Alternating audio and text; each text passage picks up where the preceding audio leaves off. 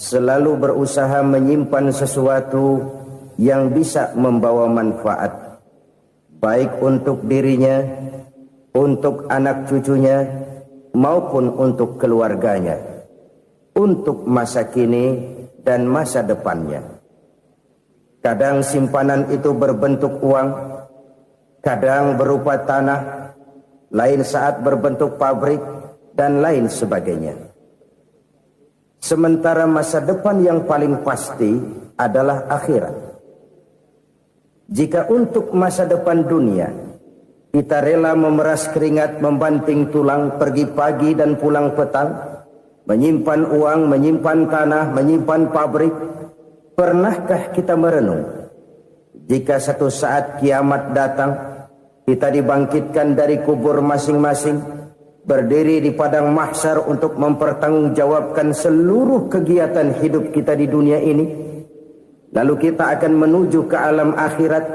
Sudahkah kita mempunyai simpanan untuk akhirat kita?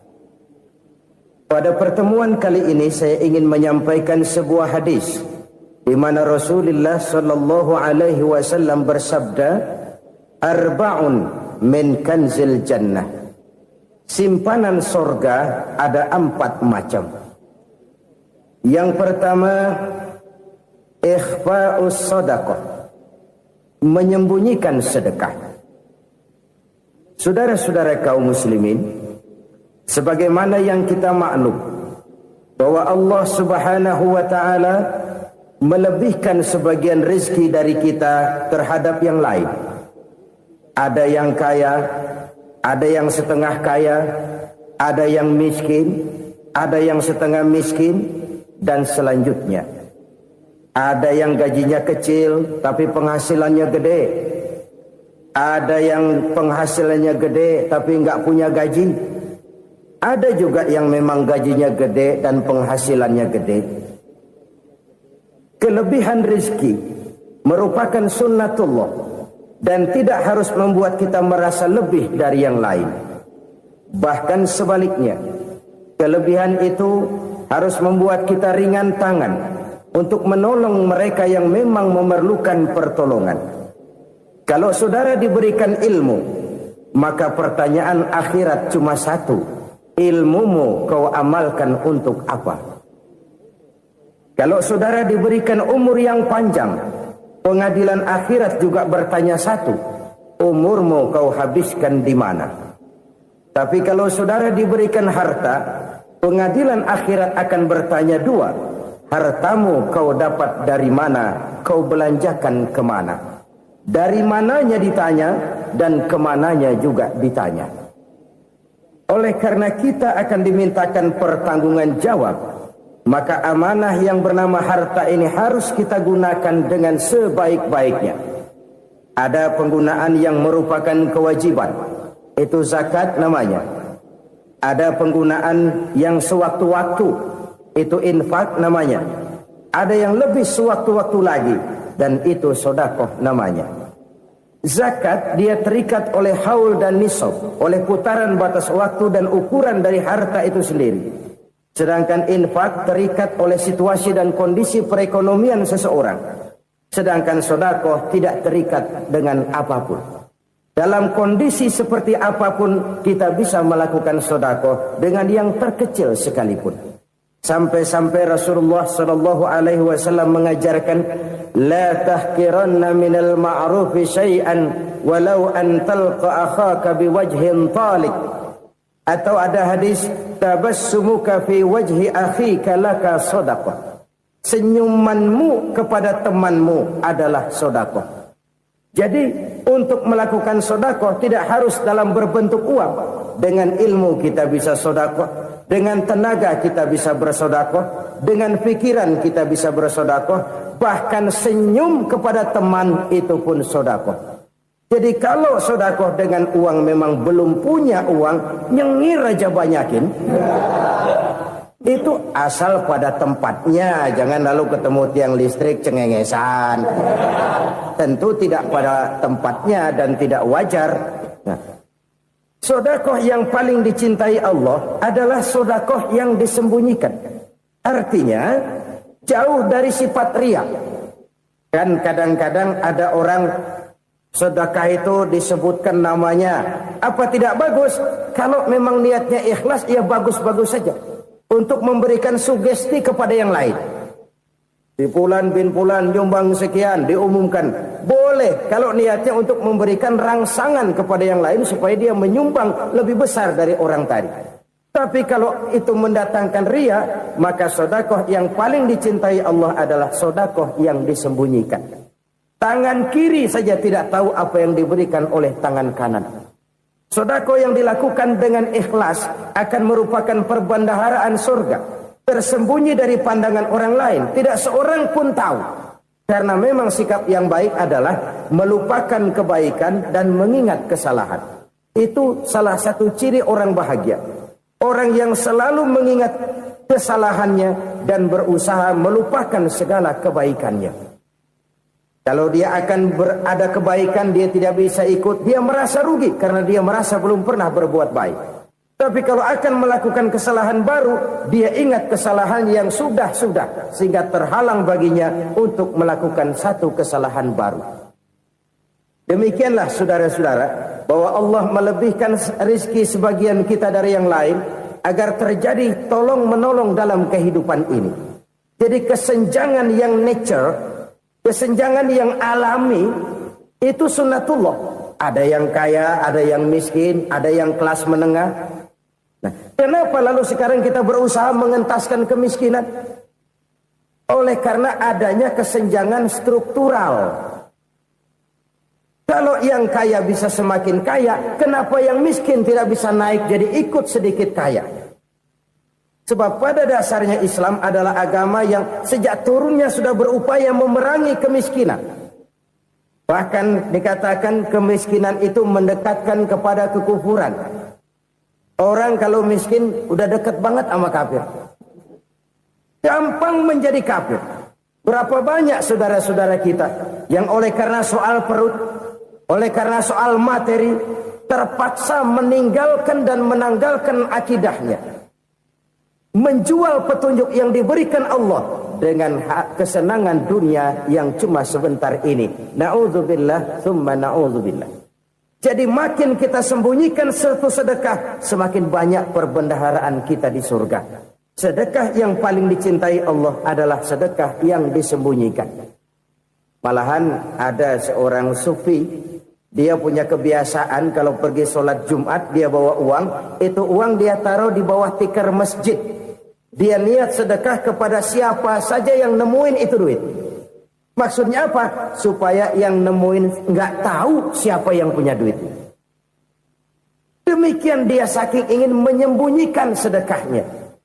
Karena sifat riya itu bisa memakan amal kita sendiri. Riya itu termasuk menyebut-nyebut kebaikan kita. Orang yang suka nepuk dada, sedikit-sedikit ngitungnya kalau nggak gua. Tuh kalau nggak gua tuh yang belah situ kalau nggak gua. Iya kalau nggak lu kenapa emang? Orang yang suka menepuk jasad. Tuh biasanya memang begitu saudara-saudara. Kalau perang lagi berkecamuk, orang nggak sempat ngaku jadi pahlawan. Tapi begitu perang selesai, yang kagak kenal bedil ngaku pahlawan, mas. Itu sesuatu yang biasa. Oleh karenanya, orang-orang yang ikhlas dalam bersedekah, disembunyikannya sedekah itu, Allah cinta betul. Malahan ada hadis memberikan jaminan, inna sedaqatal mar'il muslimi tazidu fil umri wa tadfa'u mitatas su'i. Sesungguhnya sedekahnya seorang mukmin tazidu fil umri, bisa menambah umur panjang. Wa tadfa'u mitatas su'i, dan menyelamatkan manusia dari mati secara su'ul khatimah. Jadi siapa yang kepengen panjang umur, banyaklah sedekah. Yang bosan hidup, pelit terus. Sedekah menambah panjang umur dan menyelamatkan manusia dari mati secara su'ul khatimah. Pak, katanya umur itu nggak bisa ditambah, nggak bisa dikurangin. Kapan? Kalau ajal sudah datang. Wa idza jaa ajaluhum la yastakhiruna sa'atan wa la yastakdimun. Kalau ajal datang tidak bisa dimajukan, tidak bisa dimundurkan. Itu kalau ajal sudah datang. Tidak bisa lagi umur ditambah dikurangi, sudah datang. Tapi kalau belum datang, itu kan haknya Allah. Mau ditambah, mau dikurangi, hak prerogatif Allah. Sebagai pencipta manusia, Allah Maha Kuasa dan Maha Mampu. Sedekah ini menambah panjang umur dan menyelamatkan manusia dari mati secara su'ul khatimah. Itu orang mati kan sama ya, kondisinya mati, nggak nafas. Tapi hakikat mati kan lain-lain. Ada yang mati itu husnul khatimah, baik akhirnya. Misalnya lagi ngaji mati, lagi sholat mati, lagi sedekah mati. Ini yang dinamakan dengan husnul khatimah, baik di akhirnya. Sebaliknya ada yang su'ul khatimah, jelek di akhirnya. Ini yang jadi catatan akhir. Lagi nyekek botol, mampus. Lagi banting kartu, modar. Su'ul khatimah, jelek pada akhirnya. Sedekah menyelamatkan manusia dari mati secara su'ul khatimah. Dan kita semua kepengen mendapat husnul khatimah, jauh dari su'ul khatimah. Oleh sebab itu yang bisa menyelamatkan kita dari penyakit itu antara lain adalah sedekah yang disembunyikan. Yang dikerjakan dengan ikhlas karena Allah. Tidak karena kepengen dipuji orang, tidak karena ingin dikatakan orang pemurah, sebab orang dermawan itu orang yang memberi tanpa harus diminta. Kalau masih harus diminta, ya belum dermawan namanya, masih harus diminta. Kalau nggak diminta ya tulus, lolos, polos. Saudara-saudara kaum muslimin rahimakumullah. Harta adalah amanat dan akan kita pertanggungjawabkan. Allah melebihkan rizki sebagian kita dari yang lain agar kita saling tolong menolong, bantu membantu. Nabi janjikan siapa yang meringankan beban saudaranya muslim di dunia, Allah akan meringankan bebannya di akhirat nanti. Sebuah jaminan dari baginda Nabi. Si orang yang kita bantu barangkali tidak bisa membalas, Allah yang akan membalas lewat jalan lain yang tidak pernah kita sangka-sangka. Ada orang tanya, Pak, ini ada orang nyumbang masjid sambil marah-marah, bagaimana?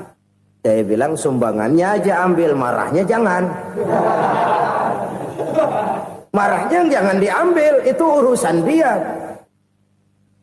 Saudara-saudara kaum muslimin rahimakumullah. Umat Islam ini kan umat yang punya potensi besar. Kadang kita merenung, kenapa kadang-kadang pembangunan masjid kok lambat sekali? Kalau hotel hari ini peletakan pertama, bulan depan peresmian. Supermarket hari ini peletakan batu pertama, minggu depan peresmian. Tapi kalau sudah yang namanya masjid, kadang-kadang peletakan batu pertama sekaligus jadi batu terakhir. 3 tahun, 4 tahun, campur nebar jalak di jalanan, duit dijaring kayak ikan sepat.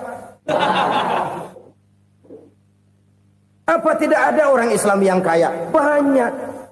Apa tidak ada pengusaha muslim yang jadi konglomerat? Ada. Lalu yang belum banyak itu yang komit terhadap nilai-nilai agamanya. Akhirnya kita jatuh jadi umat yang lemah. Belum ada pengusaha konglomerat muslim buka pabrik supermi cap beduk misalnya umpamanya atau pabrik kecap cap sorban supaya identitas keislamannya sedikit kelihatan. Kita jatuh jadi umat yang lemah karena potensi tidak terinventarisir dengan baik. Kita ini ibarat kompor yang cuma matengin nasi orang lain. Potensi kita dimanfaatkan oleh orang lain. Ukhuwah Islamiyah kita baru terbatas kepada silaturahmi. Ukhuwah di bidang ekonomi kita lemah, ukhuwah di bidang kebudayaan kita lemah, apalagi ukhuwah di bidang politik kita lebih rapuh lagi. Padahal ukhuwah itu adalah totalitas kehidupan manusia, menyangkut ipolexosbud, memerlukan nilai-nilai ukhuwah. Jadi oleh karena itu mari kita menyadari di dalam harta kita, walaupun kita yang cari, pergi pagi, pulang sore, peras keringat, banting tulang, di sana ada harta anak yatim. Di sana ada hak masjid.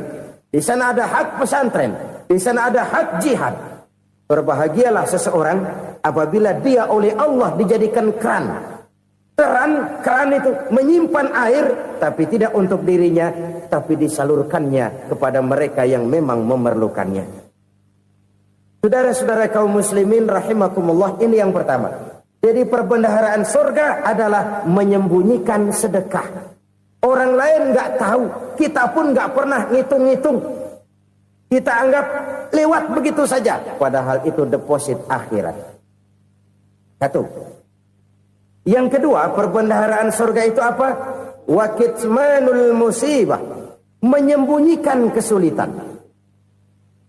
Kadang orang takut menghadapi kesulitan. Tapi makin kita merenung, hidup ini kan sebenarnya urusan. Takut sama urusan, ya jangan hidup. Tandanya orang hidup itu kalau punya urusan. Urusan melupakan problem. Problem sering menimbulkan kesulitan. Kesulitan bukan untuk ditakuti, tapi untuk diatasi dan dicarikan jalan keluarnya. Siapa sih orangnya yang gak pernah sulit-sulit? Makin tinggi status sosialnya, makin gede urusannya. Makin tinggi kualitas imannya, makin berat tingkat kesulitannya. Cuma memang yang namanya enak itu seperti pelangi. Biang lala itu nggak pernah di atas kepala kita, di atas kepala orang melulu. Lo sih enak lo, kata kita. Dia juga bilang yang enak kan lo. Pelangi itu nggak pernah di atas kepala kita. Kata tukang beca, aduh enak ya naik Mercy. Kata tukang beca, apa yang di dalam mobil Mercy? Aduh enak bener tukang beca, di jok ngeringkuk ngorok pulas bener. Saya kamar pakai AC sejuk, tempat tidur sutra empuk, alga spring bed, kulak kulik nggak bisa pulas kalau belum minum Valium, belum tidur. Enak bener tukang beca, di jok ngorok nggak tahu wetan kulon. Si tukang beca bilang yang di Mercy enak, yang di Mercy bilang tukang beca enak. Inilah enak. Nggak pernah di atas kepala kita, di atas kepala orang lain melulu enak itu. Nah, saudara-saudara, yang merupakan perbendaharaan surga itu orang yang bisa menyembunyikan kesulitan, baik pribadi ataupun rumah tangga. Nih terutama rumah tangga yang jadi soalnya. Kadang-kadang kita ini kalau senang, sebaliknya kalau senang kita diam, kalem aja, cuek. Banyak banget duit kita, bawaan diam aja udah. Malah ketemu orang takut. Tapi begitu susah, sekampung tahu. Padahal Nabi mengajarkan perbendaharaan surga itu menyembunyikan musibah, menyembunyikan kesulitan. Kalau enak, cerita sama orang-orang. Kalau nggak enak, rasain sendiri, tekan sendiri, atasin sendiri. Kita kan sebaliknya. Tenang kita diam, asal lagi susah, paling tidak kita nyari teman buat cerita kesusahan. Siapa orangnya yang nggak pernah susah? Cuma soalnya bagaimana kita mengatasi kesusahan itu sendiri. Begitu juga misalnya kalau orang sudah berumah tangga, itu orang tuanya harus menjadi tempat dia cerita yang enak-enak saja. Yang nggak enak rasain berdua, selesaikan berdua, atasin berdua. Jangan dibalik. Asal senang diam, giliran susah saja. Maknya laporan. Terbalik. Bisa menjaga security informasi. Maka nama bayam keluar diam, malah seluitan. Enak amat lo makan daging ayam. Security informasi. Saudara-saudara kaum muslimin rahimakumullah. Ujian yang terberat itu yang pernah diberikan kepada para nabi, para rasul, para aulia, para ulama. Makin tinggi keimanan, makin berat bentuk kesulitan. Ayo saya kemukakan satu contoh saja. Ada seorang nabi yang kaya, nabi kaya, namanya Nabi Ayub. Iblis kalau orang begini kan keki, ibadahnya rajin, kaya. Nih yang kayak begini susah digodain. Kalau ibadahnya rajin, miskin, kali bisa disogok. Sini imannya mantap, ibadahnya rajin, kaya, nabi lagi. Tapi namanya iblis, nggak kurang akal. Laporan, Tuhan, kenapa Les? Ya ini bahasa saya, bahasa Qur'annya sih nggak gitu. Itu hambamu yang namanya Ayub, dia rajin ibadah cuma karena dikasih kaya aja. Coba kasih miskin dia, berhenti dia sembahyang. Ah, kamu bisa aja. Saya tahu Ayub itu hambaku yang ikhlas. Saya buktiin Tuhan, silahkan. Dibuktiin lah, iblis turun ke alam ini. Yang mula-mula dia lakukan, dia rusak sawah ladang Nabi Ayub. Dia binasakan binatang ternak Nabi Ayub. Sehingga dalam waktu singkat, jatuhlah Nabi Ayub dari orang paling kaya, jadi orang paling miskin. Beliau masih ibadah di mihrab dalam masjid. Datang iblis. Saudara Ayub, ya. Lagi ngapain? Ibadah. Nyembah Allah, nyembah Allah. Oh, percuma. Kenapa? Tuhan yang ente sembah nih, dia udah bikin miskin ente. Sawah ladang ente hancur lebur, binatang ternak binasa. Sekarang ente jadi orang paling miskin. Ngapain nyembah Tuhan kayak begitu? Tekor. Udah berhenti dah ibadah, berhenti ibadah. Ini iblis sama Tuhan laporannya lain, yang dikerjakan kepada Nabi Ayub juga lain. Benar begitu iblis, kata Nabi Ayub. Iya, sawah ladang saya habis, buras. Binatang ternak saya binasa, binasa. Saya miskin, bangpak. Apa jawab Nabi Ayub? Bukan innalillahi, ya ini hebat. Alhamdulillahillazi a'tani wa akhza minni. Segala puji bagi Allah yang telah memberikan harta kepada saya dan sekarang mengambilnya lagi. Alhamdulillah. Allah yang ngasih, Allah yang ambil. Itu mah urusan Allah. Iblis cuman ibadah jalan terus, sujud lagi Nabi Ayub. Iblis seleher gondok banget. Dasar Nabi nggak mempan dia apa-apain. Miskin malah alhamdulillah. Allah yang ngasih, Allah yang ambil. Jadi kalau kita tidak komit, kita tidak terikat kepada kaya, miskin, senang, susah, apa yang bisa bikin kita susah? Jadikan kekayaan, kemiskinan, jadikan senang, susah sebagai anak buah yang bisa kita atur. Jangan kekayaan ngatur kita, jangan kemiskinan ngatur kita. Kita yang harus mengatur mereka. Senang, susah, kaya, miskin, bahagia, sengsara, jadikan itu anak buah yang bisa kita atur. Kalau sekarang kita kaya, lain saat boleh jadi kita miskin, semiskin-miskinnya. Allah yang ngasih, Allah yang ambil. Tenaga mana yang bisa menghalangi? Ibadah jalan terus. Iblis makin gondok. Dasar Nabi loh. Akhirnya apa? Nabi Ayub dikerjain, diberikan penyakit. Demikian fatal penyakitnya. Bayangin, udah miskin sakit. Masya Allah. Miskin sakit. Sakitnya nggak lama, kira-kira 16 tahun. Istrinya 3, 2 mental minta ceraiin. Ngerawatin laki bengek begini. Senang belum tentu, susah udah pasti nih. Cerai aja, cerai dah. Cerai. Tinggal satu Siti Rahmah yang setia menemani beliau. Sesetia-setianya hati perempuan. Satu saat Siti Rahmah bilang, "Bang, iya, abang kan Nabi, Bang. Lalu, namanya Nabi kan doanya jarang meleset, Bang. Maksud kamu minta kenapa sih sama Tuhan biar abang sembuh, baik dah, Bang?" Siti Rahmah, iya. Saya sakit berapa tahun sih dah? 16 tahun, Bang. Sebelum ini saya sehat berapa tahun? Ya kira-kira 60 tahun, Bang. Nah, coba ente banding-bandingin, Rahmah. Saya dikasih sehat 60 tahun. Dikasih sakit 16 tahun. Sudah nggak sabar. Mau doa kepada Allah minta sembuh. Saya malu. Malu kepada Allah. Diuji dengan yang luar biasa seperti ini. Tidak mengganggu stabilitas kehambaannya. Dia tetap menghamba kepada Allah subhanahu wa ta'ala. Saudara-saudara kaum muslimin rahimakumullah. Kunci menghadapi kesulitan itu apa? Allah jelaskan dalam satu ayat, wa basyiris sabirin alladzina iza asabathum musibah qalu inna lillahi wa inna ilaihi raji'un. Gembirakan orang-orang yang sabar Siapa mereka itu?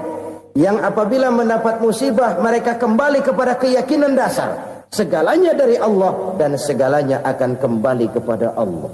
Ini konsepsi dasar dari sikap muslim dalam menghadapi berbagai kesulitan. Segalanya dari Allah, segalanya akan kembali kepada Allah.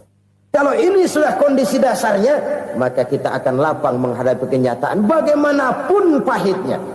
Apakah itu namanya miskin, apakah itu namanya sakit, bahkan maut sekalipun. Maut sekalipun. Segalanya dari Allah, segalanya akan kembali kepada Allah. Ini sikap hidup, bukan sekedar ucapan. Kita kadang-kadang menjadikannya sebagai ucapan. Mulutnya sehingga berhenti, innalillahi wa inna ilaihi rajiun, tapi nangisnya terus gerung-gerungan. Bukan itu, ini kesadaran moral. Kalau segalanya dari Allah, segalanya kembali kepada Allah, kan sebenarnya cuma nunggu giliran. Hari ini saya nyembayangin dia, entah hari apa saya disembayangin orang. Hari ini saya antar dia ke kubur, entah hari apa orang nganterin saya ke kubur. Hari ini saya tahlilkan dia, entah nanti kapan orang tahlilkan saya. Segalanya dari Allah, segalanya akan kembali juga kepada Allah. Oleh sebab itu saudara-saudara, kesulitan bukan untuk ditakuti. Kesulitan justru untuk diatasi, dicarikan jalan keluarnya. Dan tidak ada orang yang tidak pernah mendapat kesulitan. Tidak ada. Semakin tinggi status sosial, semakin tinggi kualitas keimanan, semakin besar juga tingkat kesulitan. Hanya saja bagaimana cara kita mengatasinya. Dan Al-Quran menyatakan, inna ma'al usri yusra. Di balik kesulitan itu pasti ada kemudahan. Roda itu berputar. Karena itu Rasulullah sallallahu alaihi wasallam mengingatkan kepada kita, ta'arraf ilallahi fir rakha ya'rifka fis syiddah. Ingatlah kepada Allah di waktu kamu senang, supaya Allah ingat kepada kamu di waktu kamu susah. Kalau waktu senang kita ingat kepada Allah, kita susah, Allah tidak akan meninggalkan kita. Tapi kalau waktu senang kita jauh dari Allah, sujud tidak sempat, dengan masjid jauh, ketika senang kita lupakan Allah. Nanti begitu kita susah, Allah lupakan kita. Dan itu menyakitkan.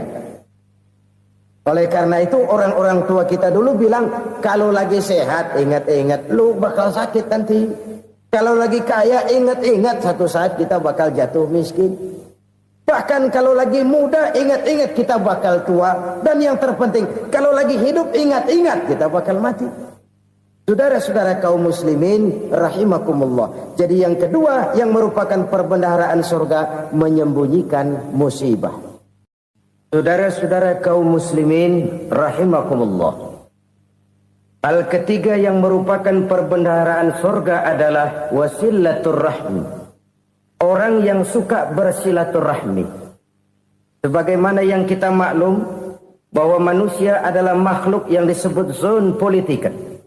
Makhluk sosial yang tidak mungkin hidup sendiri-sendiri. Betapa dan siapapun kita memerlukan orang lain. Bodoh betul manusia kalau tinggal di tengah masyarakat tapi tidak mau bermasyarakat. Merasa hebat sendiri, pintar sendiri, gagah sendiri, kaya sendiri. Mungkin kalau mati juga ngubur sendiri. Jangankan kita di sini, di sorga saja Nabi Adam waktu sendirian bengong melulu, ngondar mandir. Allah tegur dam sepi dam. Ya ini kalau bahasa saya. Iya Tuhan sepi ini nggak ada coret-coretan pisan ini.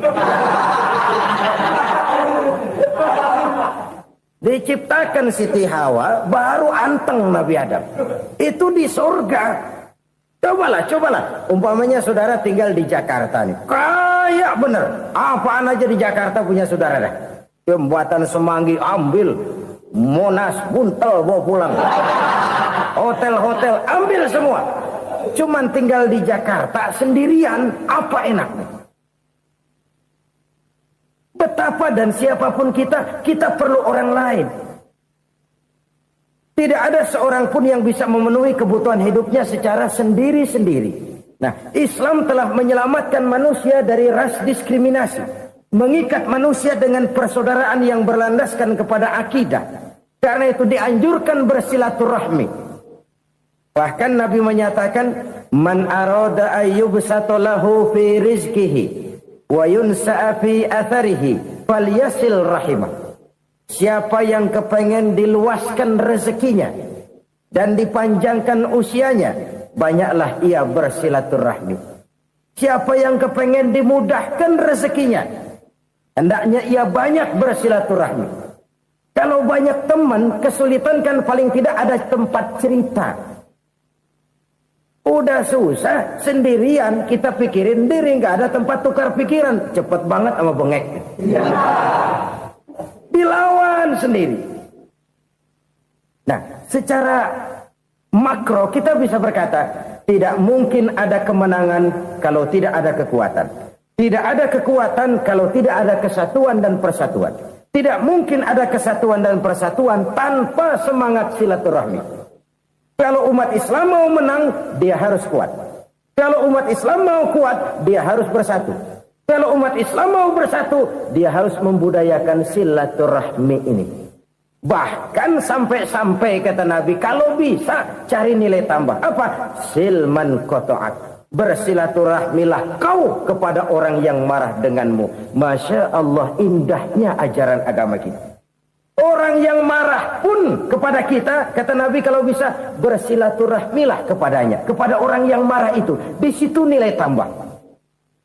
Cuman jujur nih hadis, ngucapinnya gampang, ngamalinnya yang berat banget. Orang marah sama kita, kita disuruh silaturahmi. Ada apa malu?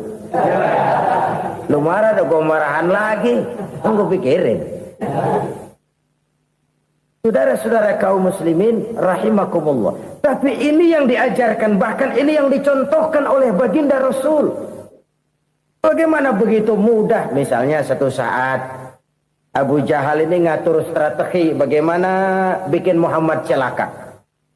Dia gali lubang di depan tempat tidurnya. Dia tutupin daun korma. Terus dia panggil seseorang, ke sini. Kasih tahu Muhammad, pamannya sakit keras, minta ditengokin. Berangkat orang ini ke sana. Muhammad, labbaik. Pamanmu sakit keras, dia minta ditengokin. Baik, saya akan datang menjenguk beliau. Berangkatlah Nabi ke rumah Abu Jahal tanpa prasangka apapun. Abu Jahal udah pasang stil, selimut 3 rangkap setengah dipakai, persis kayak orang meriang. Tapi sembari ngintip dari balik selimut, begitu Muhammad buka pintu, nah masuk perangkap nih. Muhammad jalan menuju tempat pembaringan. Makin lama makin dekat, makin lama makin dekat, makin dekat ke lubang yang dipasang oleh Abu Jahal itu. Dalam hati Abu Jahal, terus dah jatuh, mampus dah lu ini. Mampus lu hari ini nih. Apa yang terjadi? Malaikat Jibril datang. Muhammad, pamanmu cuma pura-pura sakit. Di depan tempat tidurnya ada lubang perangkap supaya kamu jatuh ke situ. Sudah, kamu pulang. Balik kanan Nabi. Sudah hampir jatuh ke lubang, balik kanan, pulang. Bayangin kecewanya Abu Jahal. Muhammad dikit lagi, Muhammad dikit lagi. Enggak paman, saya pulang aja. Emosi bangun dari tempat tidur, enggak sadar kalau lagi pura-pura sakit. Lompat ngejar Nabi, dia lupa dengan lubang yang dia gali. Serak, nyemplung sendiri ke dalam lubang.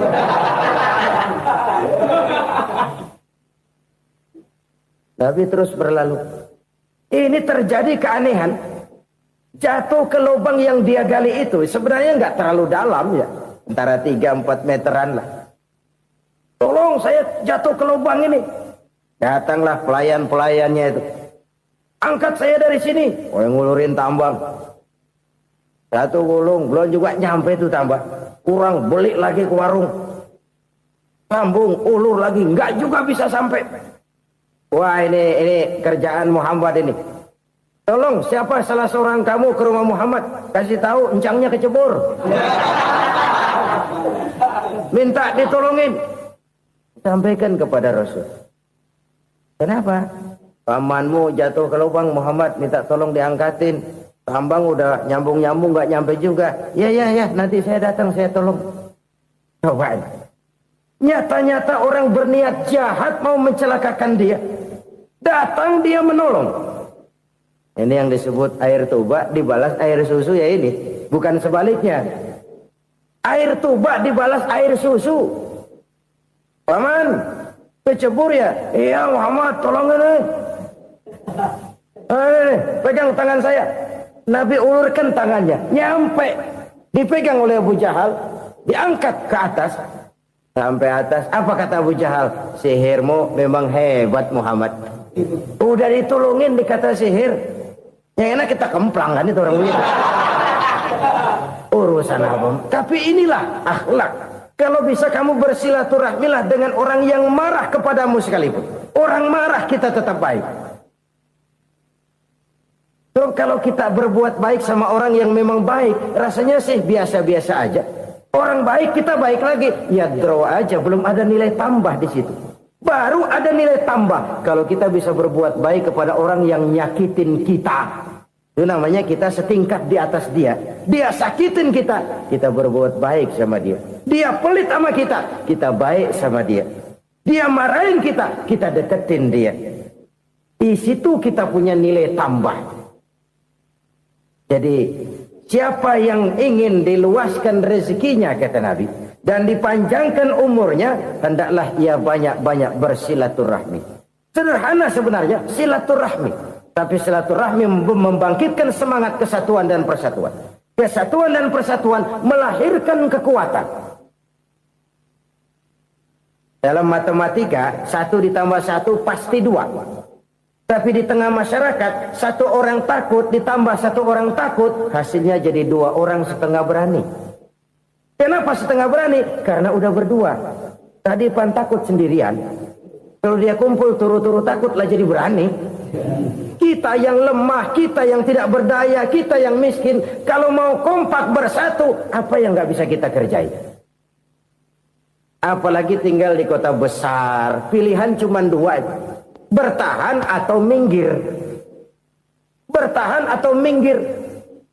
Untuk bisa bertahan harus mampu bersaing. Untuk mampu bersaing harus punya keahlian. Keahlian harus ditunjang dengan pendidikan. Ditambah oleh kekompakan sebagai umat. Udah miskin mencar mulu, orang injak kita. Orang nggak pandang urusan apa yang malu. Oleh karena itu silaturahmi pada hakikatnya merupakan roh dari ukhuwah yang diajarkan oleh agama kita. Bagaimana Islam menyelamatkan masyarakat manusia dari ras diskriminasi, mengikat manusia, dan tidak ada persaudaraan yang lebih indah selain persaudaraan yang diikat dengan nilai-nilai akidah. Sepanjang orang di jalan Allah, itulah saudara kita. Keluar dia dari jalan Allah, selesailah persaudaraan sampai di situ.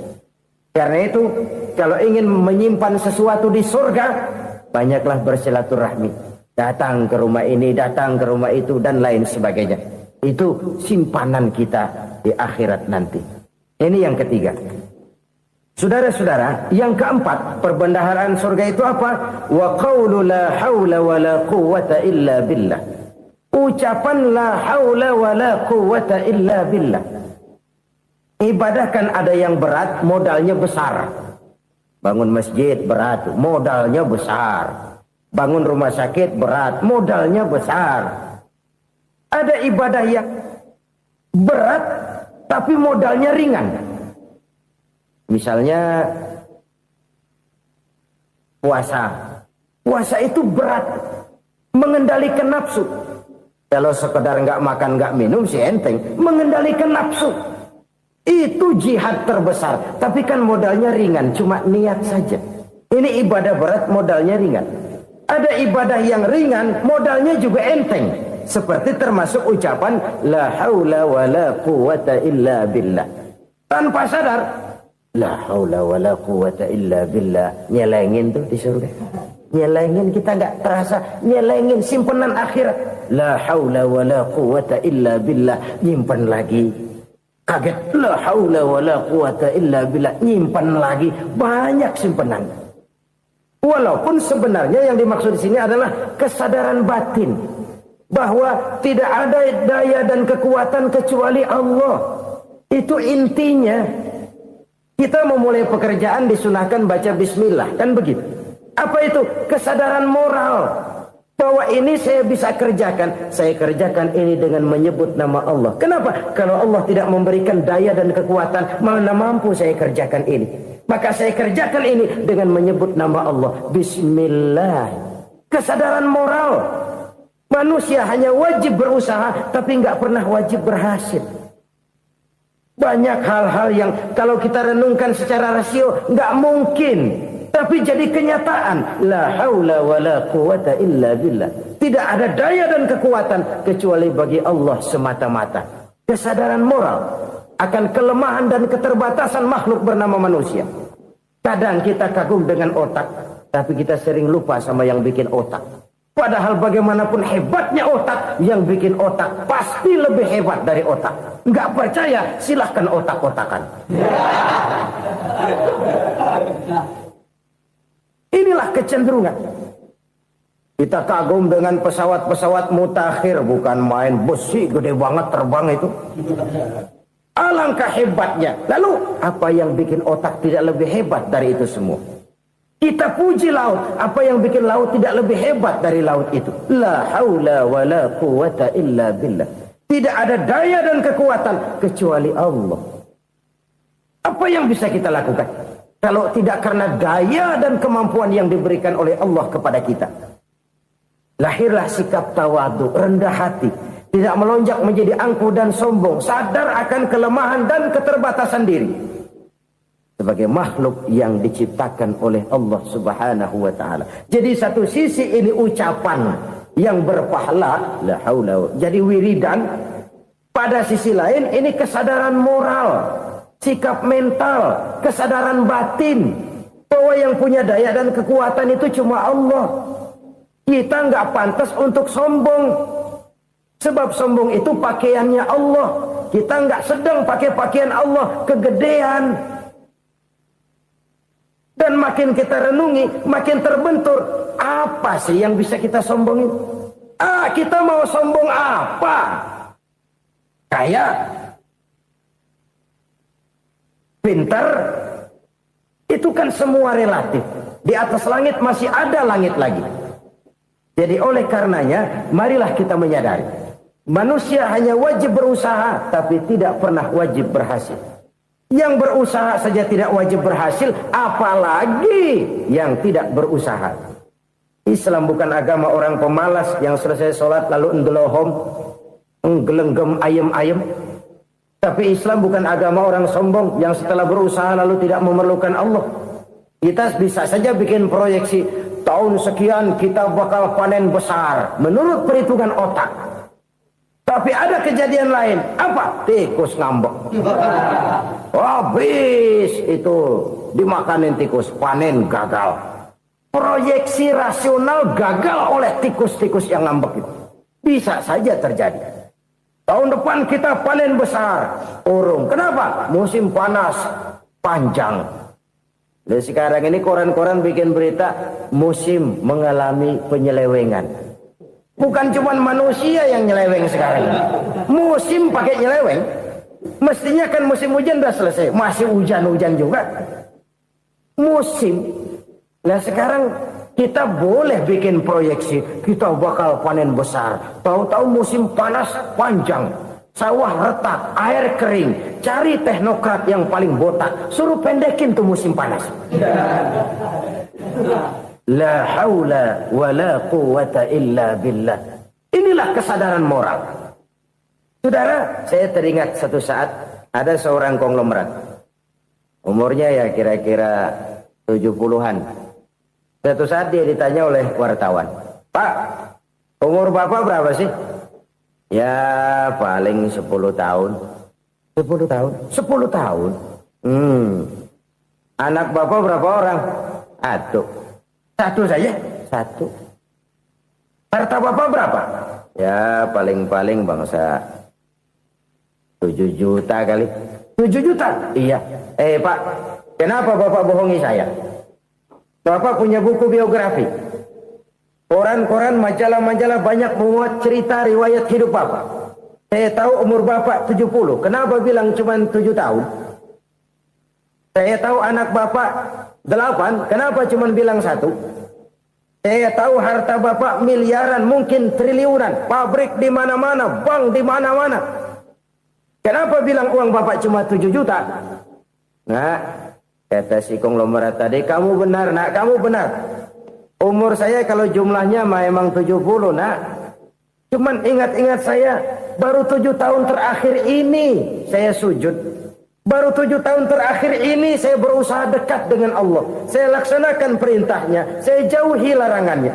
7 tahun inilah rasanya yang ada nilainya di hadapan Allah. Yang 63 tahun matong, kelabu, kelem umur gue.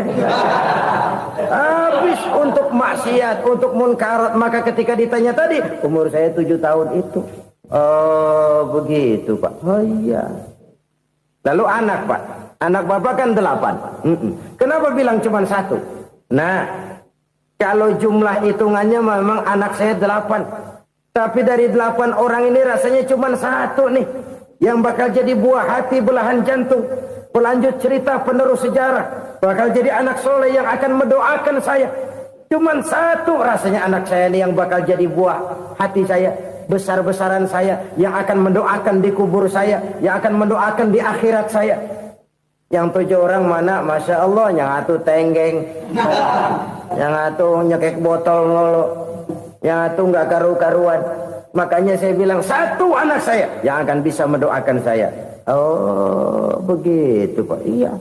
Nah harta Pak, harta bapak kan triliunan, pabrik bapak di mana-mana, uang bapak hampir di tiap bank-bank besar.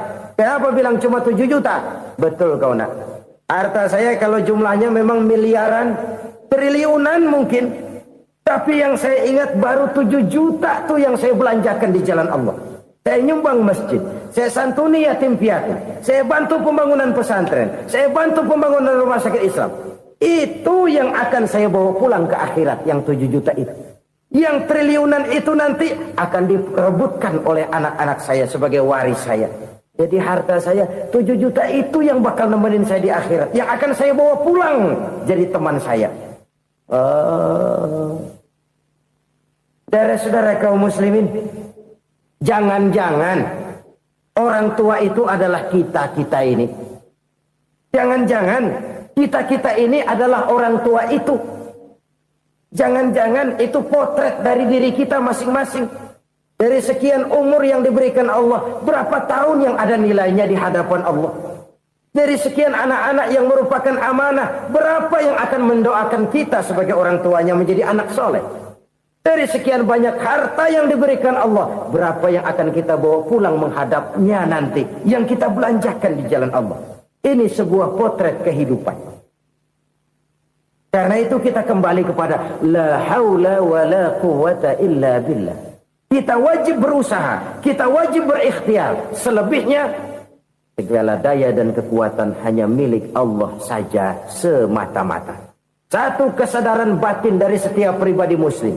Setelah ia berusaha dan berikhtiar, ia menyerahkannya kepada Allah Subhanahu wa ta'ala. Jadi, satu sisi ini merupakan wiridan ucapan yang mengandung pahala. Pada sisi lain, ini merupakan sikap batin dari seorang muslim di dalam ia menghadapi realitas kehidupan ini.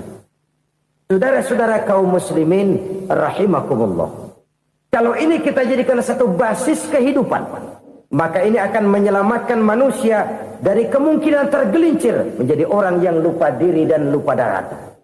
Sebab itu Imamul Ghazali berpesan, jadidis safinah fa innal bahra amiq wa khuziz zad fa inna safara ba'id wa khaffifil hamla fa innal hamla sadid. Perbarui selalu kapalmu karena lautan sangat dalam. Bawa bekal yang banyak karena perjalanan ini sangat jauh. Ringankan beban karena kebanyakan beban akan menyakitkan. Alangkah indah kalimat ini, alangkah dalam makna yang terkandung di sana. Perbarui selalu kapalmu karena lautan sangat dalam. Apa artinya ini? Jaga mentalmu baik-baik.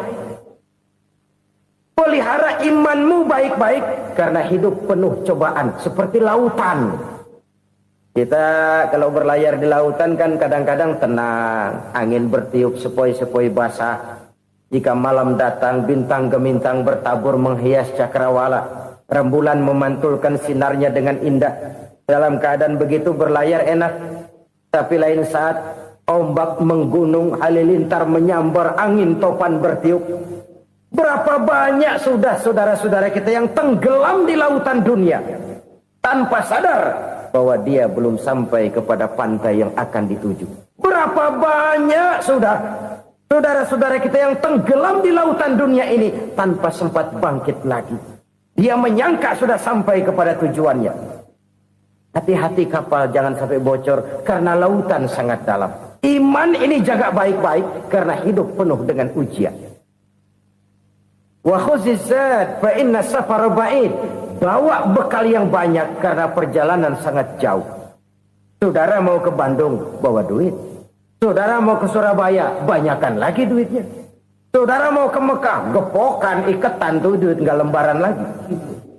Makin jauh perjalanan, makin banyak bekal yang harus kita bawa.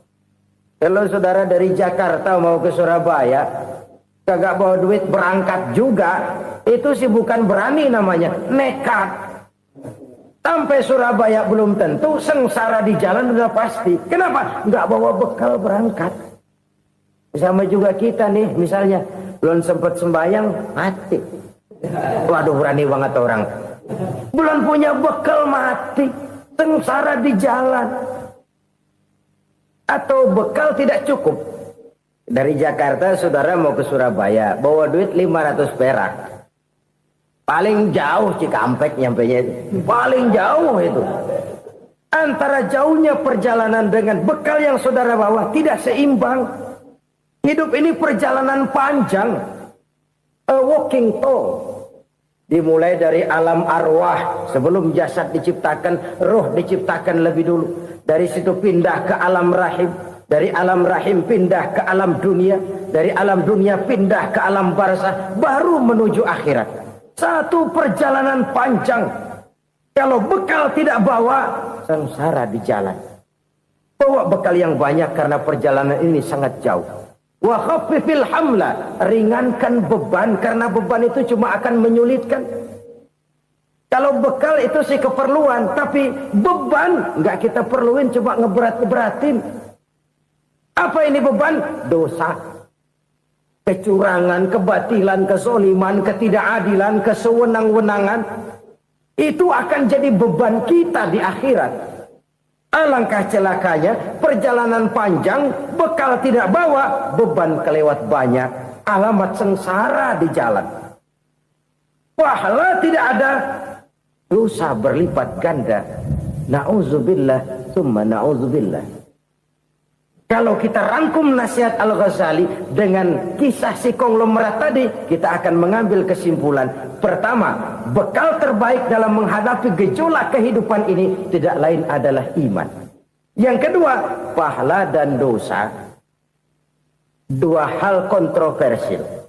Pahala adalah bekal, dosa adalah beban. Tapi kita sekarang kan tidak begitu terangsang kepada yang abstrak. Orang berlomba mencari yang konkret-konkret saja. Yang real. Kalau memang dosa, benjol dong. Kira-kira begitu. Kira-kira begitu. Persis orang Yahudi dulu. Orang Yahudi itu kan pernah minta kepada Nabi Musa. Ya Musa, lan nu'mina laka hatta narallaha jahrah. Musa, kami nggak bakal mau beriman kepada Allah kalau belum kami lihat Allah ada nongkrong di depan kami. Kalau memang Tuhan ada, taruh dong di depan kami. Mau yang konkret-konkret saja. Kalau memang dosa, benjol dong. Kalau memang pahala, berasa dong. Orang terangsang kepada yang real, yang konkret-konkret saja. Karena itu, untuk mengejar dosa, orang mau bayar. Tapi untuk mengejar pahala, walaupun tidak bayar, orang segan. Ini yang dikatakan oleh Nabi, kamu mengharapkan ke surga, tapi kamu berat melaksanakan sesuatu yang bisa membawa kamu ke surga. Kamu ingin jauh dari neraka, tapi tiap saat kamu lakukan perbuatan-perbuatan yang justru menjerumuskan kamu ke neraka. Idda'aitum an-najata minan nar wa ramaitum fiha anfusakum. Kamu ingin selamat dari neraka, tapi kamu lemparkan diri kamu ke neraka. Kamu ingin masuk surga, tapi berat sekali kamu melakukan perbuatan-perbuatan yang bisa menyampaikan kamu di surga. Saudara-saudara kaum muslimin rahimakumullah. Jadi hal keempat yang merupakan perbendaharaan surga adalah la haula wa la quwata illa billah. Satu sisi ini merupakan ucapan yang memperberat timbangan akhirat. Pada sisi lain ini merupakan sikap hidup seorang muslim. Kesadaran batin yang sangat dalam bahwa tidak ada daya dan kekuatan kecuali Allah. Dan itu kita simbolkan pada saat memulai pekerjaan dengan Bismillah, dengan menyebut nama Allah. Satu kesadaran moral, saya hanya bisa melakukan ini karena diberikan daya dan kekuatan oleh Allah. Lahirlah sikap tawadu, rendah hati, tidak melonjak menjadi angkuh dan sombong. Saudara-saudara, sampai sini dulu jumpa kita kali ini. Semoga 4 perbendaharaan surga ini dapat kita lakukan, yang kelak akan merupakan bekal kita di kemudian hari nanti. Amin ya rabbal alamin. Bapak-bapak, ibu-ibu, saudara-saudara kaum muslimin rahimakumullah. Di dalam kehidupan kita sebagai seorang muslim, minimal 5 kali dalam sehari semalam kita mendengar seruan untuk mendirikan solat yang disebut azan. Ada kalimat menarik di dalam kalimat azan itu, yakni seruan hayya 'alal falah, marilah menuju kepada keberuntungan, marilah meraih kemenangan. Seruan ini adalah kecenderungan dari setiap manusia, apapun warna kulitnya. Artinya, setiap orang dalam hidup selalu ingin meraih dan mencari kemenangan. Kemenangan akan melahirkan kepuasan batin, dan kepuasan batin memberikan kebahagiaan. Sedangkan kekalahan melahirkan penderitaan batin, dan penderitaan batin menjerumuskan seseorang di dalam berbagai bentuk kerugian. Jikalau inilah seruan azan, maka masalahnya ialah apa yang menyebabkan kita meraih kemenangan. Al-Quranul Karim memberikan tuntunan dan ajaran kepada kita bahwa orang-orang yang memperoleh kemenangan itu tidak lain adalah orang-orang yang bertakwa. Hanyalah mereka yang bertakwa kepada Allah Subhanahu wa ta'ala pada akhirnya akan tampil sebagai pemenang. Lalu siapa orang yang bertakwa itu? Dijelaskan dalam awal-awal Al-Baqarah, orang yang bertakwa yang akan meraih kemenangan. Pertama, allazina yu'minuna bil ghaib, yaitu orang-orang yang beriman kepada yang gaib. Percaya bahwa ada alam yang gaib, alam yang abstrak, alam yang tidak bisa dijangkau oleh salah satu daripada panca indera kita. Mereka percaya dan beriman kepada adanya malaikat, beriman kepada adanya iblis dan jin, beriman kepada adanya alam kubur, beriman kepada adanya alam mahsyar, beriman kepada adanya alam akhirat, beriman kepada adanya surga dan neraka. Beriman bukan cuma sekedar beriman dalam ucapan bibir saja, tetapi beriman yang nilai iman itu mampu mewarnai gerak dan gaya hidupnya. Iman yang meresap sampai ke tulang sumsum, kemudian memberikan dampak positif di dalam kehidupan manusia. Alam, kita tahu, adalah sesuatu yang selain Allah, dan Allah bukanlah alam. Apapun namanya selain daripada Allah, itu adalah alam. Alam pada hakikatnya terbagi menjadi 2. Ada alam syahadah, alam nyata, alam konkret, alam yang bisa dijangkau oleh salah satu indera kita. Kemudian ada alam ghaib, alam yang tidak bisa dijangkau oleh panca indera kita, alam metafisika, alam abstrak, alam yang wajib kita imani keberadaannya. Kita percaya bahwa malaikat itu ada, Kita percaya kepada jin, bahwa jin itu ada. Kita percaya kepada adanya iblis dan setan. Bukan percaya kepada iblis dan setannya, percaya bahwa iblis dan setan itu ada. Itu termasuk salah satu daripada sifat orang yang bertakwa kepada Allah. Saudara-saudara kaum muslimin rahimakumullah, kecenderungan pembangunan yang lebih bersifat materialistis biasanya menggeser aspek kehidupan rohani. Orang berpikir empiri, dan dalam pola pikir yang demikian maka alam gaib tidak lagi mendapat perhatian. Aspek kehidupan yang bersifat rohaniah malah mulai ditinggalkan. Akibatnya terjadilah kepincangan di dalam kehidupan kita. Pernah ada satu pengalaman pribadi dalam perjalanan kembali ke tanah air. Dalam pesawat di sebelah kanan saya duduklah seorang Jerman namanya Heiner Simonsen. Iseng saya ajak kenalan, saya ajak ngobrol, saya tanya dia.